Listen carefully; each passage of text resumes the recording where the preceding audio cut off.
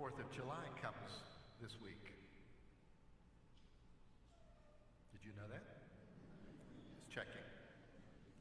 Independence Day. Independence from what? England? What is freedom for? What is freedom from?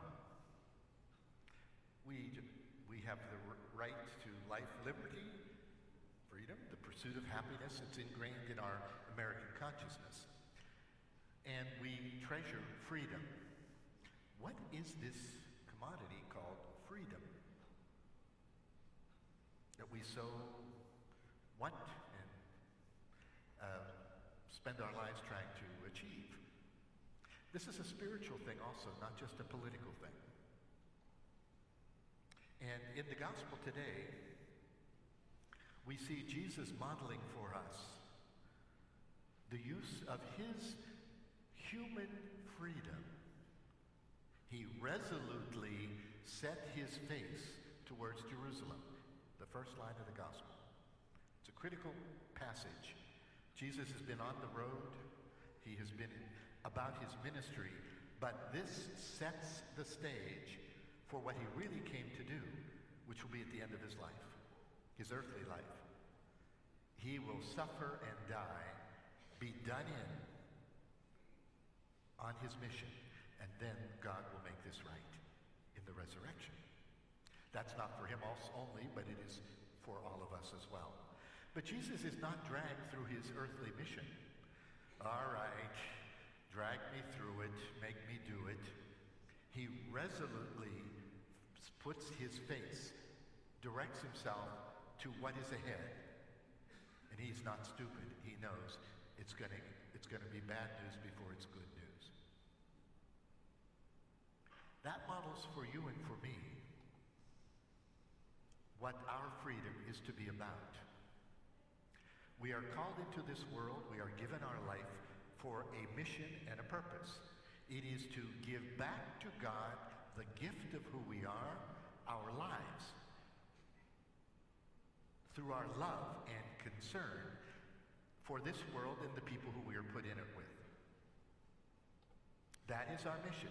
Every human being has a share in that, a piece of that rock. And we are to somehow figure out, and with God's grace, grow into maturity so that the yeses that we make in our lives to the commitments of love are true, honest, and serious. And that we say what we mean what we say, and then go about doing it. The C word, commitment, is a challenging thing in this world and in our own times, as it has always been. Oh, I don't want to commit. I don't want to say yes, I'm not sure. Think of all the ambivalence. In the gospel, Jesus has a couple responses that are very typical.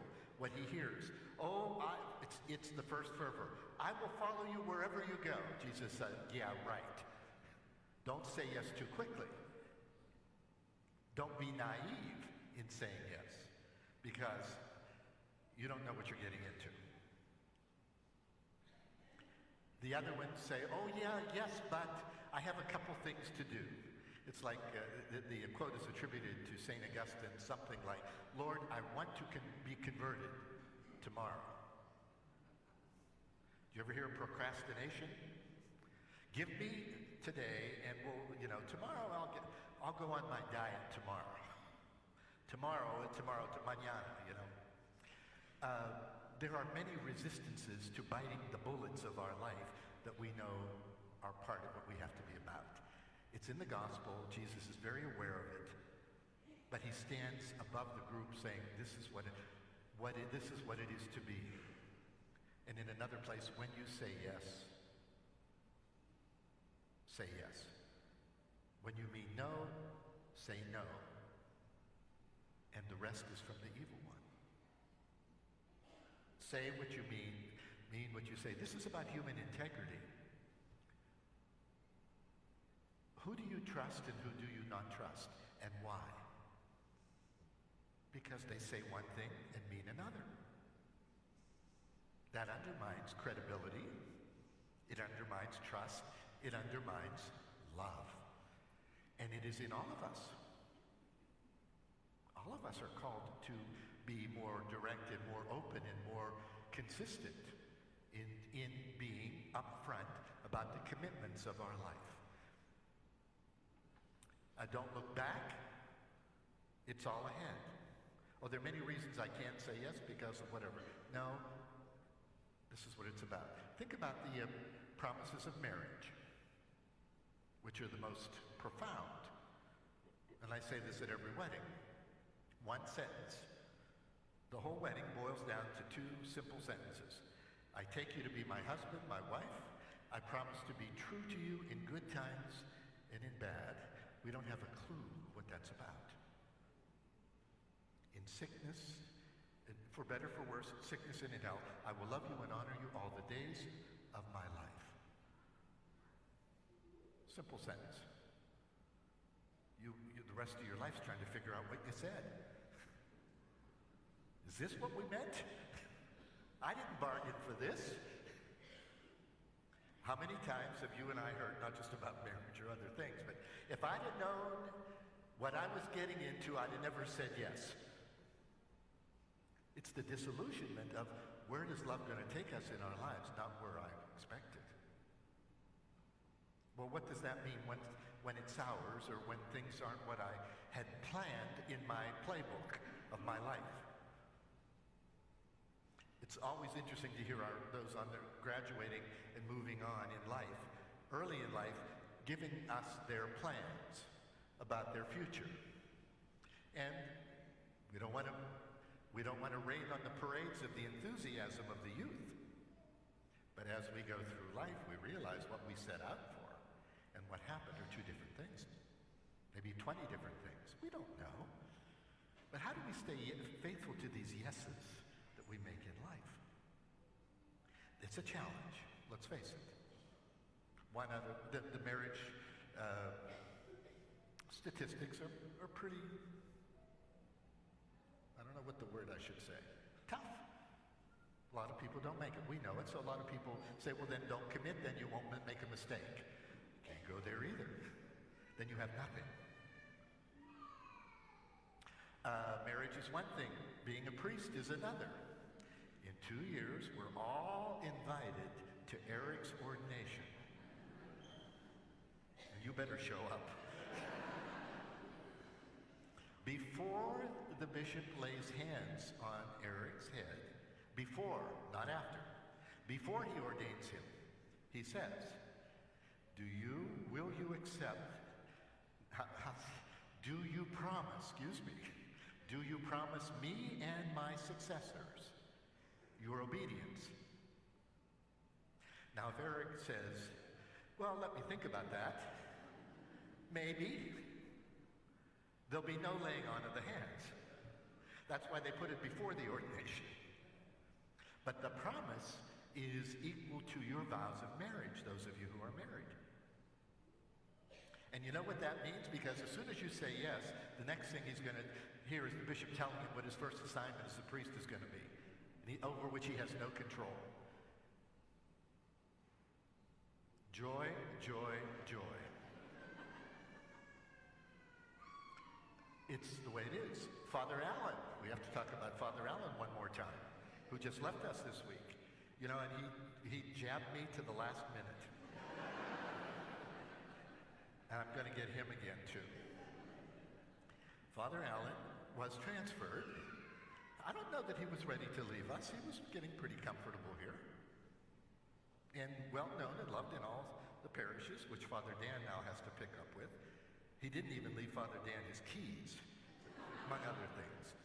But one of the cute things with Father Allen is I could never get him on the phone.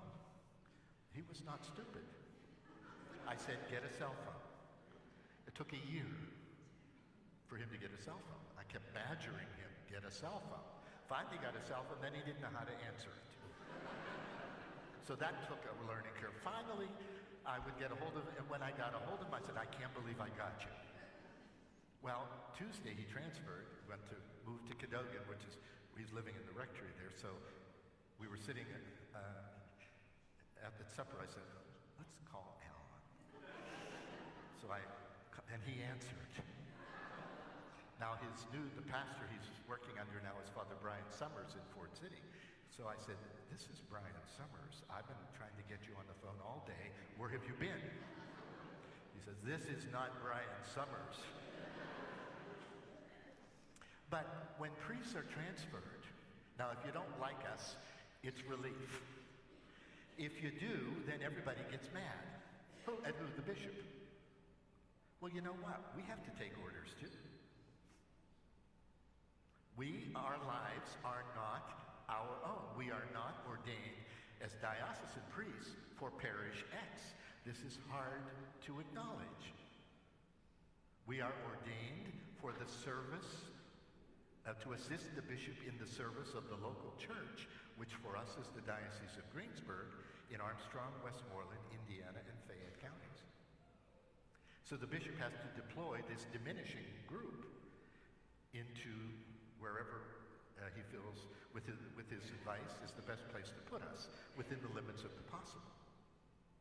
So obedience in saying yes, we give up some freedom of autonomy about, well, I want this or I want that, and don't let me alone or this or that. And this is always an interesting thing at transfer time when the laity have a real hard time accepting this.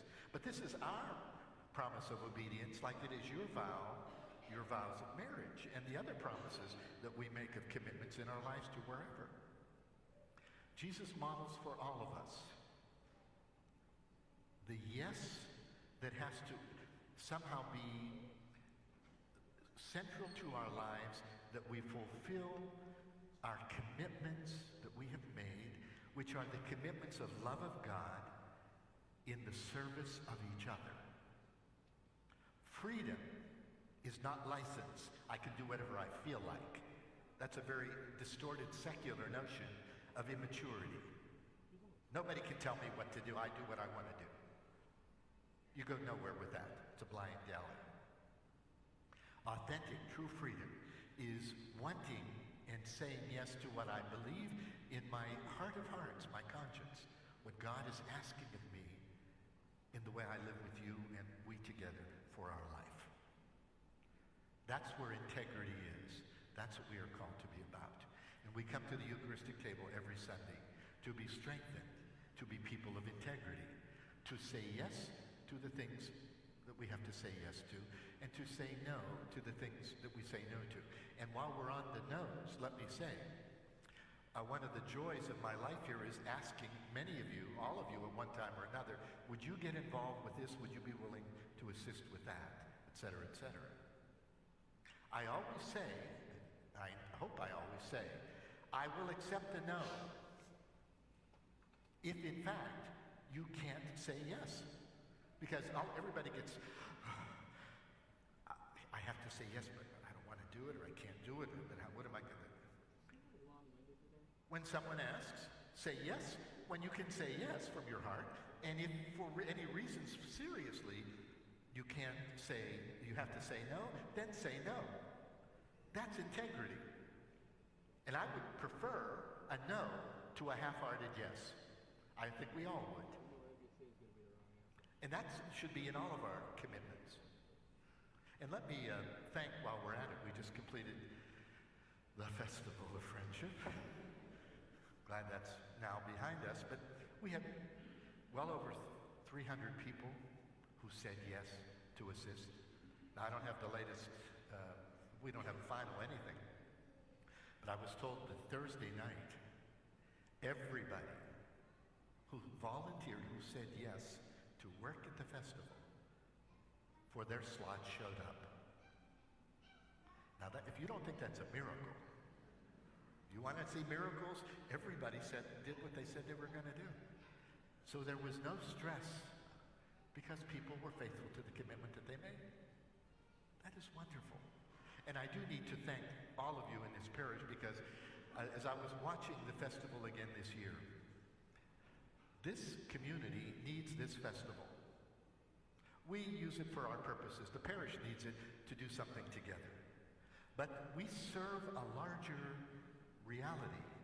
When we say yes to each other for that, we are serving a community that does not have many opportunities to come together. We are enhancing and building community, and it is so heartwarming to see old friends reconnecting. I don't see you, haven't seen you for a long time, how are you? It crosses every possible line. It's wonderful. And that is part of our mission. So thank you to all who have been a part of this in whatever, whether you volunteered or whether you came or even if you couldn't come. It's just a wonderful statement in this community, what it means to be church, what it means to serve, and what it means to say yes and mean it. May we all be strengthened in the commitments of love that the Lord asks of us, actually every day of our lives.